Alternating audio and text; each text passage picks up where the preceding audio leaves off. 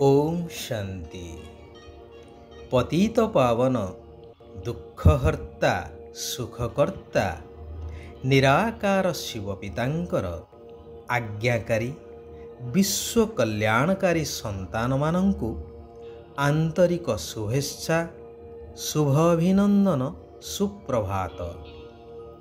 कथित अछि पवित्रता ही सुख शांतिर जननी। এই অবিনাশী সৃষ্টি নাটকর হার জিত দুঃখ সুখর খেল মধ্য এই পবিত্রতা আধাରରେ ହିଁ ହୋଇଥାଏ। ପୂଜା ପାଠ ମାଙ୍ଗଳିକ କାର୍ଯ୍ୟ ଆଦି ସମୟରେ ପବିତ୍ରତା ପ୍ରତି ବିଶେଷ ମହତ୍ତ୍ୱ ଦିଆଯାଇଥାଏ। ଏହାର ବିଶେଷ ନିଦର୍ଶନ ଦେଖିବାକୁ ମିଳେ ଯେତେବେଳେ ଦେବୀ ଦେବତାଙ୍କର ଆହ୍ୱାନ କରାଯାଇଥାଏ, ଯଥା ଲକ୍ଷ୍ମୀ ବ୍ରତରେ ଘରଦ୍ୱାର ପରିଷ୍କାର ପରିଚ୍ଛନ୍ନ କରି ପବିତ୍ରତାର ପ୍ରତୀକ ପଦ୍ମଫୁଲର ଝୋଟି ଆଦି ଲେଖି ଯତ୍ନ ସହକାରେ ଏହି ପର୍ବକୁ ପାଳନ କରାଯାଇଥାଏ। କାରଣ ଦେବୀଙ୍କର ପାଦ ଯେପରି ଅପବିତ୍ର ସ୍ଥାନରେ ନ ପଡ଼ୁ ସେଥିପାଇଁ ପଦ୍ମ ଉପରେ ପାଦର ଚିହ୍ନ କରାଯାଇଥାଏ। ଦେବୀ ଦେବତାଙ୍କର ଦର୍ଶନ ପାଇଁ ଗଲାବେଳେ ସମ୍ପୂର୍ଣ୍ଣ ପବିତ୍ରତାକୁ ଗୁରୁତ୍ୱ ଦିଆଯାଇଥାଏ।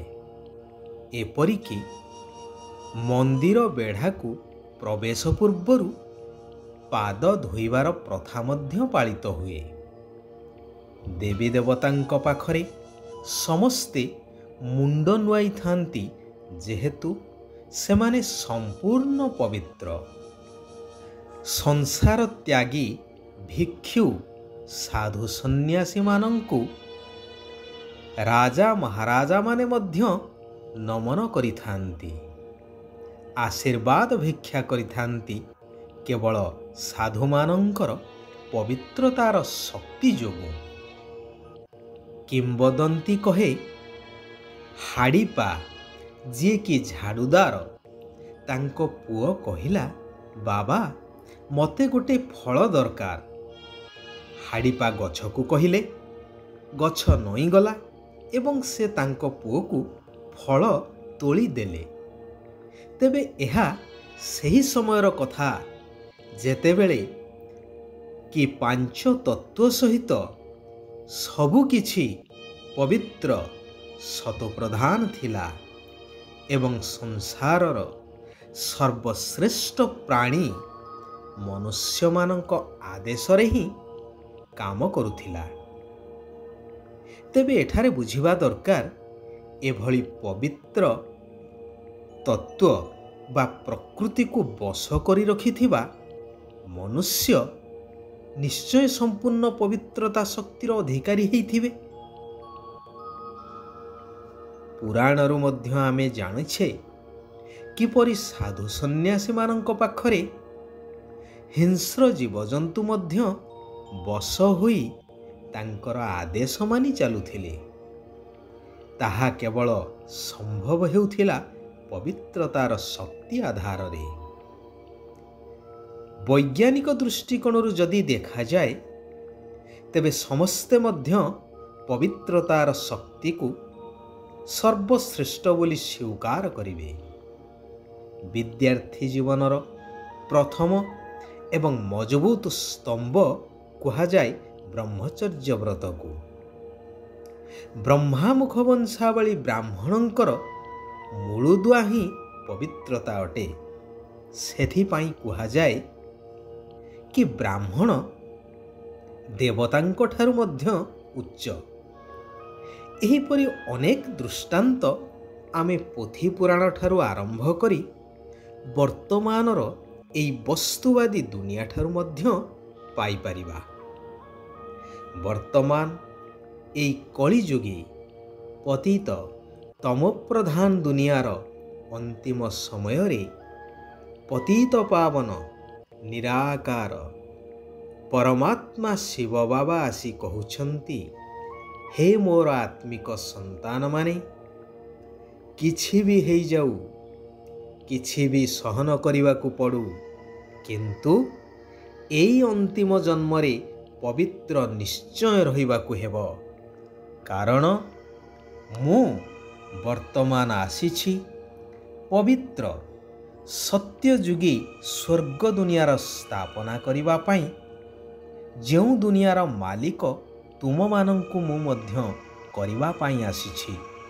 ତେଣୁ ତୁମମାନଙ୍କର ପବିତ୍ରତାର ସହଯୋଗ ଦ୍ୱାରା ହିଁ ଏହା ସମ୍ଭବ ହୋଇପାରିବ। ତେଣୁ ମୁଁ ତୁମକୁ ବର୍ତ୍ତମାନ ଶ୍ରୀମତ ଦେଉଛି କି ଘର ଗୃହସ୍ଥରେ ରୁହ, କିନ୍ତୁ ପବିତ୍ର ରୁହ, ମୋତେ ମନେ ପକାଅ। ଏବେ ଅନ୍ତିମ ସମୟର ଦୃଶ୍ୟ ହେବ ସମସ୍ତେ ଶାନ୍ତିଧାମ ବ୍ରହ୍ମଲୋକ ଘରକୁ ଫେରିବାର। କୁହାଯାଏ ନା, ରାମ ବି ଗଲେ ରାବଣ ବି ଗଲା। ବାକି ସୃଷ୍ଟିକୁ ସଫା କରିବା ପାଇଁ, ନୂଆ ଦୁନିଆ ତିଆରି କରିବା ପାଇଁ ଅଳ୍ପ କିଛି ଆତ୍ମା ରହିବେ। ଯେଉଁ ଆତ୍ମାମାନେ କି ଏହି ଶ୍ରେଷ୍ଠ ଶିକ୍ଷାକୁ ଗ୍ରହଣ କରି ଚାଲିବେ, ସେହିମାନେ ହିଁ ସେଠାରେ ଯାଇ ଜନ୍ମ ନେବେ। ଭାରତର ହିଁ ବିଜୟ ହେବ, ବାକି ସମସ୍ତେ ବିନାଶ ହୋଇଯିବେ। ଗାୟନ ଅଛି ନା, ଯୁଗେ ଯୁଗେ ଭାରତ, ଯାହା ନାହିଁ ଭାରତେ ତାହା ନାହିଁ ମରତେ, ଆଦି ଆଦି। ତେବେ ଯେଉଁମାନେ ଏହି ଅନ୍ତିମ ସମୟରେ ଜ୍ଞାନବାନ ଏବଂ ଅମାପ ଧନର ଅଧିକାରୀ ହୋଇଥିବେ, ସେହିମାନଙ୍କ ପାଖରେ ସତ୍ୟଯୁଗୀ ଆଦି ଆତ୍ମାମାନେ ଜନ୍ମ ନେଇ ନୂତନ ସୃଷ୍ଟିର ମାଲିକ ହେବେ। ଏହିସବୁ କଥା ବୁଝିବା ପାଇଁ ବିଶାଳ ବୁଦ୍ଧି ଦରକାର, ଯାହା ବର୍ତ୍ତମାନ ମୁଁ ତୁମମାନଙ୍କୁ ଦେବା ପାଇଁ ଆସିଛି। ସେଥିପାଇଁ ଏବେ ଘର ଗୃହସ୍ଥରେ ରହି ସବୁ କିଛି ସମ୍ଭାଳି ବୁଦ୍ଧିକୁ ମୋ ଠାରେ ଲଗାଇ ରଖ। ଅନ୍ୟମାନଙ୍କ ଠାରୁ ମୋହ ତୁଟେଇ ଦିଅ। କୌଣସି ବି ଦେହଧାରୀକୁ ମନେ ପକାଇବାର ନାହିଁ। ଯୋଗ ଦ୍ୱାରା ବାବାଙ୍କ ଠାରୁ ଶକ୍ତି ଗ୍ରହଣ କରି ଏହି ଅନ୍ତିମ ଜନ୍ମରେ ସ୍ତ୍ରୀ ପୁରୁଷ ଉଭୟ ପବିତ୍ର ରହି ଦେଖାଇବାକୁ ହେବ। ଯେହେତୁ ତୁମମାନଙ୍କୁ ଏବେ ପବିତ୍ର ଦୁନିଆକୁ ଯିବାର ଅଛି ଏବଂ ପବିତ୍ର ଦୁନିଆର ମାଲିକ ହେବାର ଅଛି। ଯେଉଁ ଈଶ୍ୱର ପିତାଙ୍କୁ ଅନେକ ଜନ୍ମରୁ ଡାକି ଆସିଛ, ବର୍ତ୍ତମାନ ସେ ମିଳିଯାଇଛନ୍ତି।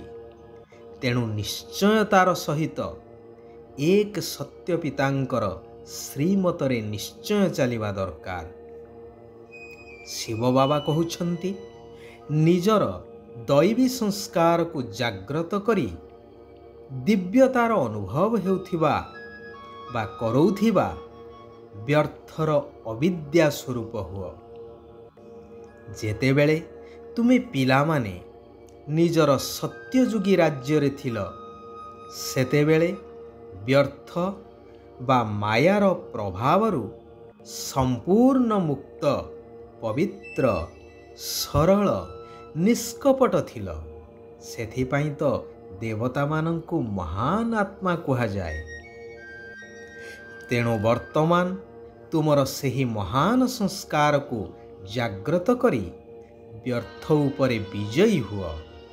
ଯେପରି ମହାବୀର ହନୁମାନଙ୍କୁ ତାଙ୍କର ଶକ୍ତିର ସ୍ମୃତି ଫେରି ଆସିବା ପରେ ସେ ଅପରାଜୟ ହୋଇଗଲେ।